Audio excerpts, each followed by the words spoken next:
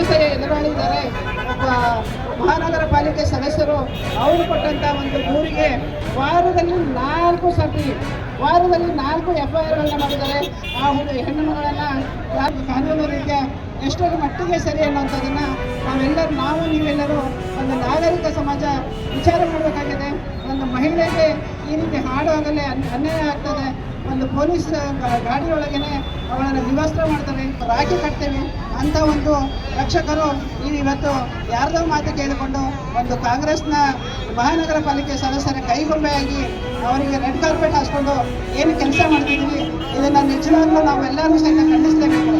ಈ ಒಂದು ಕೃತ್ಯಕ್ಕೆ ಅಧಿಕಾರವಾಗಿ ನಾವು ಕೇಳಿದ್ದಿಷ್ಟು, ನೀವು ನಿಮ್ಮ ಪೊಲೀಸ್ ಗಾಡಿಯೊಳಗೆ ಪೊಲೀಸರ ಸಮ್ಮುಖದಲ್ಲಿ ಮಹಿಳಾ ಪೊಲೀಸರಷ್ಟೇ ಅಲ್ಲ, ಒಂದು ಮಹಿಳೆಯನ್ನು ಬಂಧಿಸಬೇಕಾದ್ರೆ ಮಹಿಳಾ ಪೊಲೀಸರು ಇರಬೇಕಾಗಿತ್ತು. ಗಂಡು ಮಕ್ಕಳು ಸಹಿತ ಹೋಗಿದ್ವಿ, ಅವಳು ವಿವಸ್ತ್ರ ಆದಾಗ ಗಂಡು ಮಕ್ಕಳು ಸಹಿತ ಇದ್ದೀವಿ. ಬೇರೆ ಬೇರೆ ವಿಡಿಯೋಗಳನ್ನು ಸಹಿತ ನೀವು ತೋರಿಸ್ತಾ ಇದ್ದೀರಿ.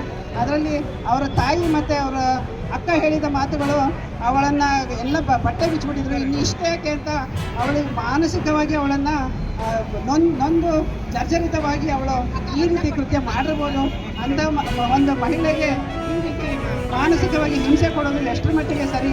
ಇದನ್ನು ನಿಜವಾಗ್ಲೂ ಒಂದು ಮಹಿಳೆಯಾಗಿ ನಾನು ಖಂಡಿಸ್ತೀನಿ. ನಮ್ಮ ಎಲ್ಲ ಇಡೀ ನಾಗರಿಕ ಸಮಾಜ ತಲೆ ತಗ್ಗಿಸುವಂಥ ಎಲ್ಲಿದೆ ನಿಮ್ಮ ನಾಗರಿಕತೆ? ಎಲ್ಲಿದೆ ಕಾಂಗ್ರೆಸ್ನವರೇ? ನೀವು ಹೇಳ್ತೀರಿ ದಲಿತರ ಪರವಾಗಿದ್ದೀವಿ ಅಂತ ಹೇಳ್ತೀರಿ, ಎಲ್ಲಿದೆ ನಿಮ್ಮ ದಲಿತರ ಪರವಾದಂಥ ಕೆಲಸ? ಮಹಿಳೆಯರಿಗೆ ಸಾಕಷ್ಟು ಗ್ಯಾರಂಟಿ ಕೊಟ್ಟಿದ್ದೀವಿ ಅಂತೀರಿ, ಎಲ್ಲಿದೆ ಮಹಿಳೆಯರಿಗೆ ರಕ್ಷಣೆ? ನಿಮ್ಮ ಗ್ಯಾರಂಟಿಗಳು ಎದಕ್ಕೆ ಬೇಕಾಗಿದೆ? ಮಹಿಳೆಗೆ ಬೇಕಾಗಿರೋದು ರಕ್ಷಣೆ, ಅವಳ ಮಾನಕ್ಕೆ ರಕ್ಷಣೆ ಇಲ್ಲ ಅಂದಾಗ ಯಾವ ಹೆಣ್ಣು ತನ್ನ ಬಟ್ಟೆಯನ್ನು ತಾನೇ ತೆಗೆದುಕೊಳ್ಳೋದಿಲ್ಲ. ಒಂದು ರುಚಿ ಇದ್ರೂ ಸಹಿತ ಇವತ್ತು ಹೇಳಿದ್ರು ನಮ್ಮ ಅಕ್ಕವರು, ಒಬ್ಬ ಮಾನಸಿಕ ಅಸ್ವಸ್ಥತೆ ಸಹಿತ ತನ್ನ ಬಟ್ಟೆಯನ್ನು ತಾನು ತೆಗೆದುಕೊಳ್ಳೋದಿಲ್ಲ. ಅಂಥ ಒಂದು ಸುಸ್ಥಿತಿಯಲ್ಲಿರುವಂಥ ಒಂದು ಮಹಿಳೆಗೆ ಮಾನಸಿಕ ಹಿಂಸೆ ಕೊಟ್ಟು ಆ ಹೆಣ್ಣು ಮಗಳನ್ನು ಈ ಒಂದು ಅವಸ್ಥೆಗೆ ತಂದು ನೋಡ್ತಿದ್ದೀವಿ. ನಿಜವಾಗ್ಲೂ ಇದು ಖಂಡನೀಯ. ಇದು ಪೊಲೀಸ್ ಇಲಾಖೆಯವ್ರನ್ನೂ ಸಹಿತ ನಾವು ಇದಕ್ಕೆ ಮಾನ್ಯ ಗೃಹ ಮಂತ್ರಿಗಳು ಹಾಗೂ ಮಾನ್ಯ ಮುಖ್ಯಮಂತ್ರಿಗಳು ಇವರೆಲ್ಲರೂ ಸಹಿತ ಉತ್ತರ ಕೊಡಬೇಕಾಗ್ತದೆ. ಬರುವಂಥ ದಿನಗಳಲ್ಲಿ ನಿಮ್ಮ ಮಹಿಳೆಯರೇ ನಿಮ್ಗೆ ಉತ್ತರ ಕೊಡ್ತಾರೆ. ಯಾಕಂದರೆ ಮಹಿಳೆಯರು